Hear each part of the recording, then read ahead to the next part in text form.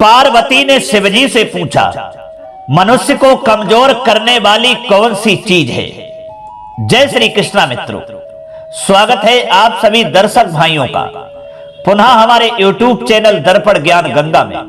प्रिय दोस्तों, आज की वीडियो आपके लिए बहुत ही ज्ञानवर्धक और शिक्षाप्रद है।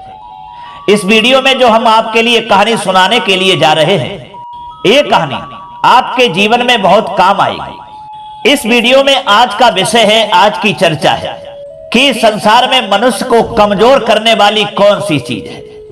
इस बात पर इस वीडियो में चर्चा करेंगे और आपको समझाने का प्रयास करेंगे कि मनुष्य को कौन सी चीज कमजोर बना देती है। तो दोस्तों, आपको इसके बारे में जानना है कि मनुष्य कमजोर कैसे होता है, तो हमारी वीडियो को पूरा ही सुने, शुरू से अंत तक ही वीडियो को सुने और वीडियो की समाप्ति होने तक आप हमारे चैनल पर बने रहें। और साथ ही साथ यदि आप हमारे चैनल पर नए मेहमान दर्शक बनकर के आए हैं, आपने अभी तक हमारा चैनल सब्सक्राइब नहीं किया है, तो मित्रों आपसे निवेदन है कि आप हमारे चैनल को भी सब्सक्राइब कर लें और घंटी वाला बटन भी जरूर दबा दें, क्योंकि आपका एक सब्सक्राइब हमारे लिए बहुत महत्व रखता है। आइए दर्शक भाइयों, अधिक विलंब न करते हुए अब सीधे इस कहानी की ओर बढ़ते हैं और जानते हैं कि मनुष्य कमजोर कैसे होता है।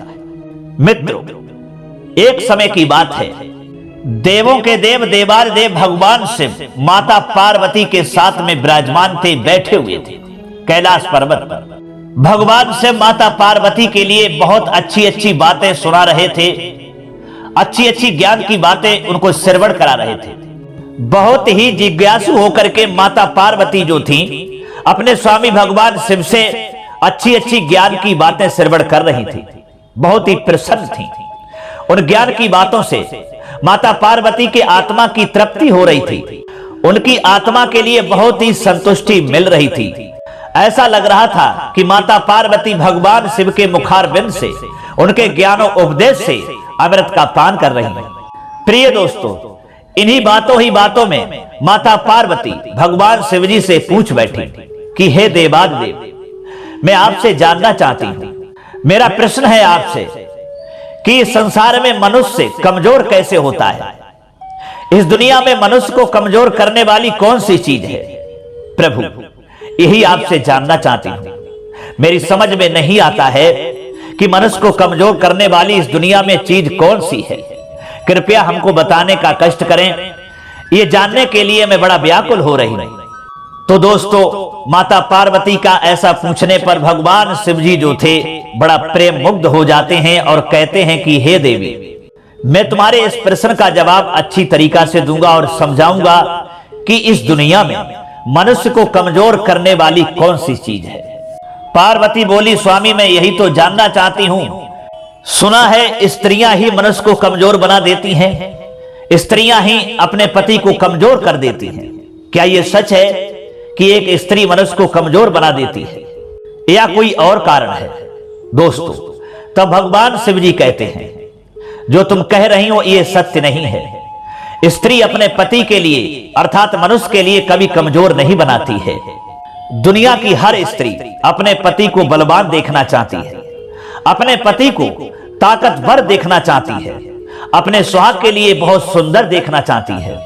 वो स्वयं नहीं खाती, लेकिन अपने पति को अच्छा अच्छा खिलाती है, ताकि उसका पति बलवान बना रहे, ताकतवर बना रहे और सुंदर बना रहे। सुंदर बनाने में और अपने पति को बलवान बनाने में स्त्रियां सर्वस्व न्यौछावर कर देती हैं, बहुत मेहनत करती हैं, लेकिन अपने पति को ताकतवर, बलवान और सुंदर बनाती हैं, क्योंकि वो चाहती हैं कि जब भी हम अपने पति के साथ इस समाज में निकल करके जाएं, तब मैं समाज में फक्र से कह सकूं कि ये हमारे पति हैं, ये हमारे सुहाग हैं।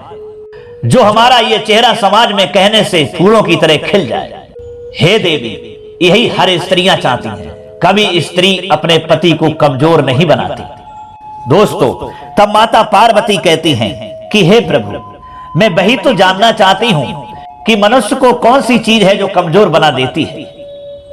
तब देवाधिदेव कहते हैं कि हे देवी, आइए हम तुम्हें इस कहानी के माध्यम से समझाते हैं कि मनुष्य को कमजोर बनाने वाली इस दुनिया में कौन सी चीज है।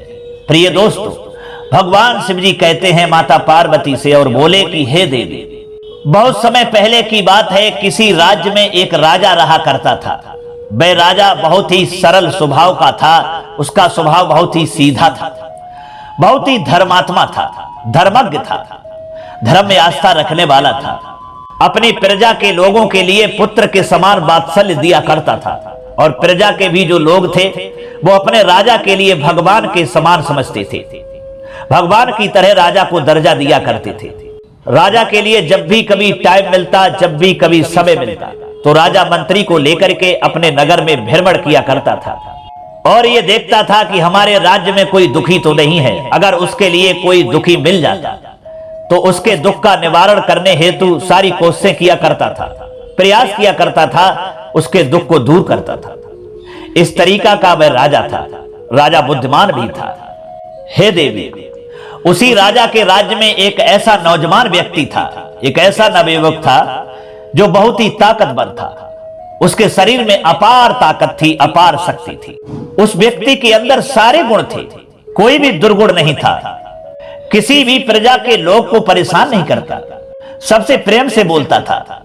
लेकिन उसके अंदर एक बहुत बड़ी कमी थी, एक दुर्गुण था। कमी क्या थी?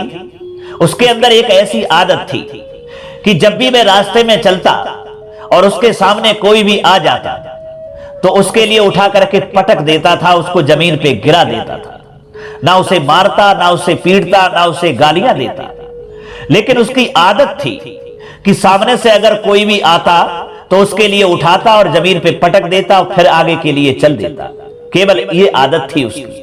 प्रजा के लोग कुछ परेशान हुए, फिर वो समझ गए कि ये इसकी आदत है। ये किसी को गालियां नहीं देता, किसी को मारता पीटता नहीं, लेकिन इसकी आदत है कि ये उठा के पटक देता है और चला जाता है। कुछ लोग गुस्सा भी हो जाते, लेकिन उसकी ताकत के आगे उसके शरीर को देख करके, उसकी शक्ति को देख करके डर जाते, उससे कहने की हिम्मत नहीं जुटाते थे। और कुछ लोगों को मालूम होता तो वो कुछ कहते भी नहीं थे, वो समझते थे कि इसकी आदत है। और दोस्तों, आपने देखा भी होगा, कुछ लोगों के अंदर ऐसी आदतें हुआ करती हैं कि वो रास्ता चलते किसी न किसी से खोखट करने लग जाते हैं। अगर कोई बच्चा आ रहा है तो उसको परेशान कर दिया, उसको हंसा दिया या उसको रुला दिया। अगर कोई बुजुर्ग आ रहा है तो उससे मजाक करना आरंभ कर दिया, उससे छेड़छाड़ शुरू कर दी। अगर कोई जानवर आ रहा है तो उस पशु से छेड़छाड़ करना आरंभ कर दी। आज भी दोस्तों आपने देखा होगा कि कुछ लोगों की ऐसी आदतें होती है केवल छेड़छाड़ करने की, खोखट करने की। लेकिन उनका यह काम नहीं होता है कि मैं किसी को परेशान करूं, लेकिन उनका काम नहीं होता है कि किसी को प्रताड़ित करूं और किसी को मारूं या पीटूं। उनकी आदत होती है। इसी तरीका से उस नौजवान व्यक्ति की उस राजा के नगर में आदत थी कि कोई आता उसे पटक देता। अगर जानवर भी आता, घोड़ा आता तो घोड़ा को पटक देता। अगर कोई भी पशु आता तो उसको उठा करके पटक देता और चला जाता। केवल ये उसकी आदत थी। भगवान शिव जी कहते हैं कि देवी, एक दिन की बात है कि वह नौजवान बलवान व्यक्ति जो था वह जा रहा था और उधर से राजा घोड़ा पर सवार होकर के आ रहा था। सामना हो जाता है तो वह बलवान व्यक्ति जो था वो राजा के लिए घोड़ा के सहित उठा के जमीन पे पटक देता है और चला जाता है। राजा उस नौजवान व्यक्ति की तरफ देखता ही रह गया, वह दूर निकल गया। राजा को बहुत गुस्सा आया। राजा विचार करने लगा, इसकी इतनी बड़ी हिम्मत, अरे भगवान ने इसको शक्ति दी है, इसको पावर दी है, भगवान ने इसका इतना अच्छा शरीर दिया है। अगर इसके अंदर अपार ताकत है तो इसका मतलब ये तो नहीं है कि किसी को भी पटक दे। इसका मतलब ये तो नहीं है कि ये भी भूल जाए कि ये कौन है, अरे ये पटकने के लायक है या नहीं है। अरे ये तो दोस्त ये भी भूल गया कि मैं यहाँ का राजा हूं और इसने राजा का भी सम्मान नहीं समझा और इसने हमको भी घोड़ा सहित पटक दिया। ये विचार करने के बाद में राजा को गुस्सा आता है और राजा अपने दरबार में पहुंचा, मंत्री को बुलाया और मंत्री से कहा कि मंत्री ये बताइए कि ये व्यक्ति कौन है जो उसने हमको घोड़ा सहित पटक दिया। इसकी इतनी बड़ी मजाल, इसकी इतनी बड़ी हिम्मत, ये भूल गया कि मैं राजा हूं, मैं इसके लिए कुछ भी कर सकता हूं, मैं इसे कुछ भी सजा दे सकता हूं, इसे जीवन भर के लिए जेल में डाल सकता हूं, इसे फांसी भी लगवा सकता हूं। ये भी भूल गया। ये व्यक्ति है तो है कौन? मित्रों, तब मंत्री ने राजा साहब के लिए समझाया कि देखिए राजा साहब, जिस व्यक्ति की आप बात कर रहे हैं वह नौजवान व्यक्ति कोई गलत नहीं है, वह किसी को मारता पीटता नहीं है, ना किसी को गाली देता है।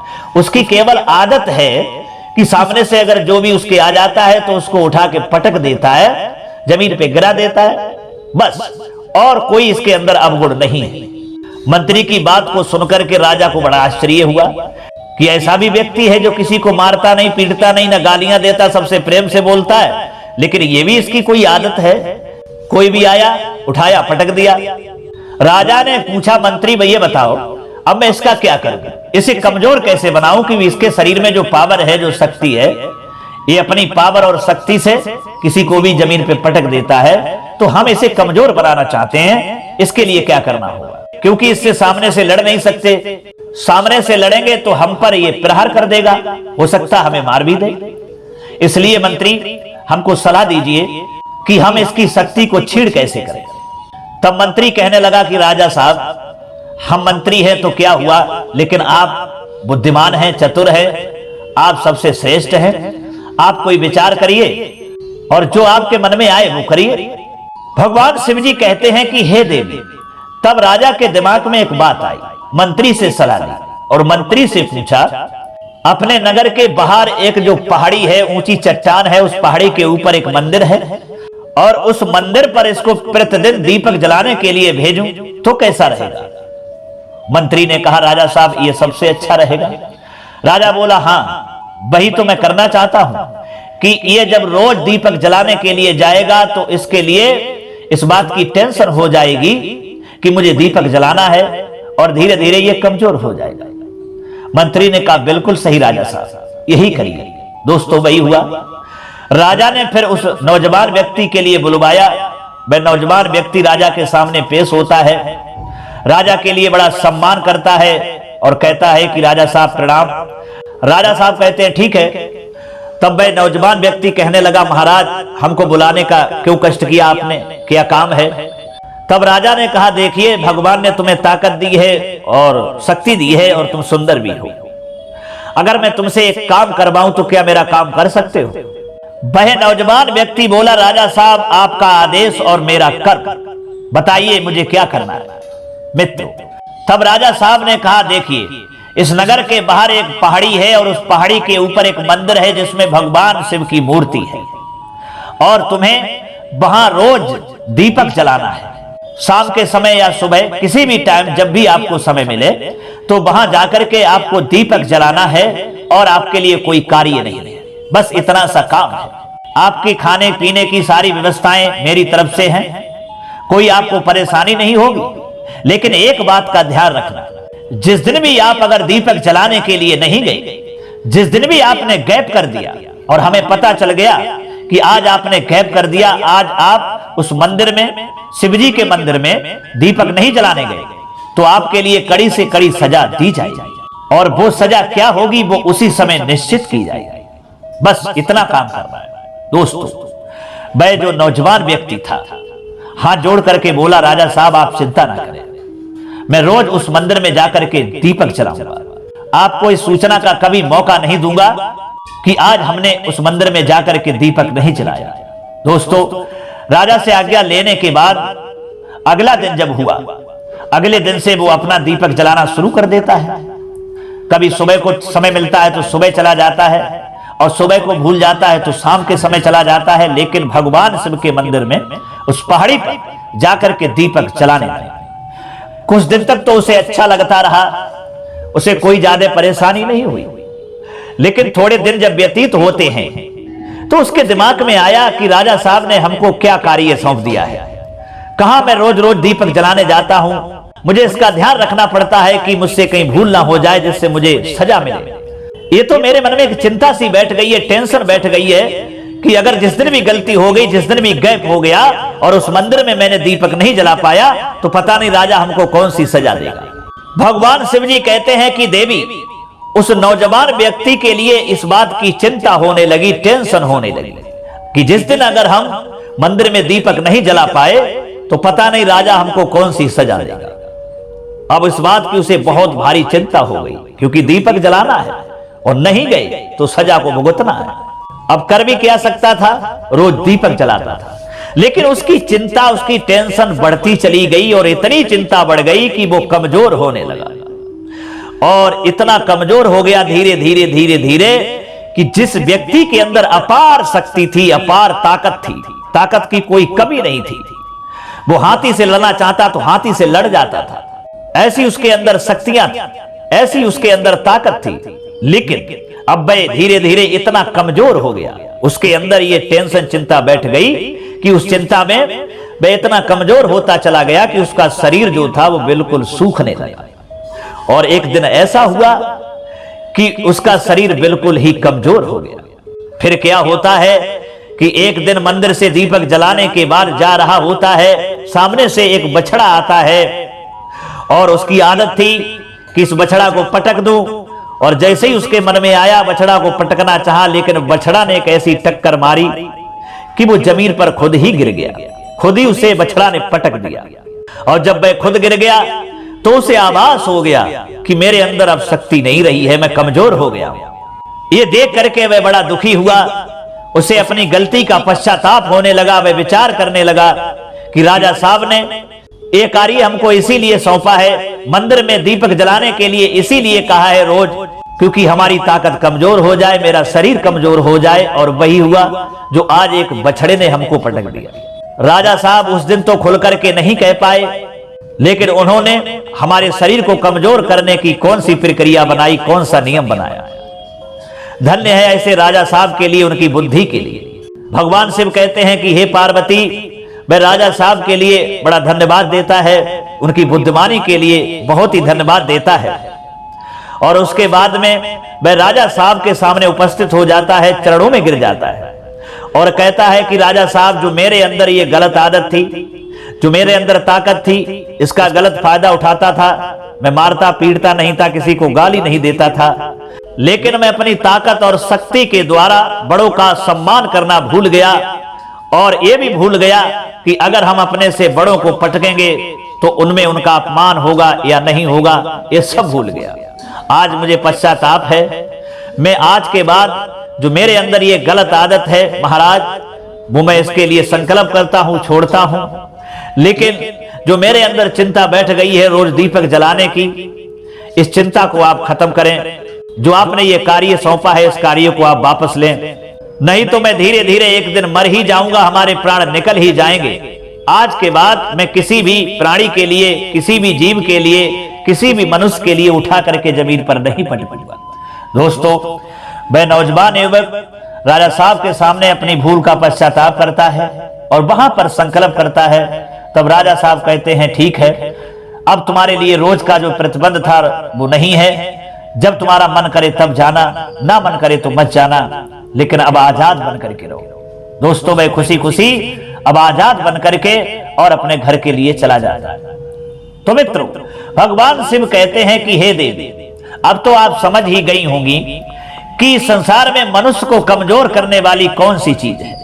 इस संसार में मनुष्य को कमजोर करने वाली अगर चीज है तो वो है चिंता, टेंशन। क्योंकि चिंता ही एक ऐसी चीज है जो इंसान को धीरे धीरे खोखला बना देती है, धीरे धीरे कमजोर बना देती है, उसकी शक्ति, उसकी ताकत के लिए एक दिन छीड़ कर देती है। फिर उसके जीवन में मायूस, हताश होने के अलावा कुछ नहीं बचता। अब चिंता वो किसी भी प्रकार की हो, कैसी भी चिंता हो, चाहे वो घर गृहस्थी की हो, चाहे वो राजनीति की हो, चाहे वो इस संसार में किसी तरह की भी हो, लेकिन चिंता ही इंसान को कमजोर करती है और उसको खोखला बना देती है। स्त्रियां कभी भी मनुष्य को कमजोर नहीं बनाती। स्त्रियां कभी भी अपने पति की शक्ति को छीड़ नहीं करती, कभी कमजोर नहीं बनाती। अगर इस संसार में मनुष्य को कमजोर बनाने वाली कोई चीज है तो वो है चिंता, क्योंकि चिंता ही मनुष्य की ताकत को छीण कर देती है, अर्थात उसे कमजोर बना देती है। दोस्तों, भगवान शिव के ऐसा बताने पर, ऐसा समझाने पर माता पार्वती बड़ा प्रसन्न हो गई, बहुत ही खुश हो गई और बार बार प्रभु को धन्यवाद दिया और समझ गई कि आज हमें मालूम हुआ है कि इंसान को कमजोर करने वाली अगर कोई चीज है तो वो चिंता ही है। इस तरीका से माता पार्वती और भगवान शिव जो हैं आगे की बातें करने लगते हैं। तो दोस्तों, कैसी लगी आपके लिए ये कहानी? अगर ये कहानी आपके लिए अच्छी लगी है, पसंद आई है, माता पार्वती के इस प्रश्न का जवाब आपको अच्छा लगा है तो कमेंट बॉक्स में जरूर बताइएगा। इसलिए मित्रों, चाहूंगा आपसे कि हमेशा सकारात्मक रहिए, खुश रहिए, अपनों के साथ, उस ईश्वर के आशीर्वाद के साथ कर दिखाइए कुछ ऐसा जो दुनिया करना चाहे आपके जैसा। अब पुनः मुलाकात होगी अगली वीडियो में किसी और नई चर्चा में। तब तक के लिए सब्सक्राइबर बंधुओं एवं दर्शक भाइयों के लिए राधे कृष्णा, ओम नमः शिवाय, नमस्कार।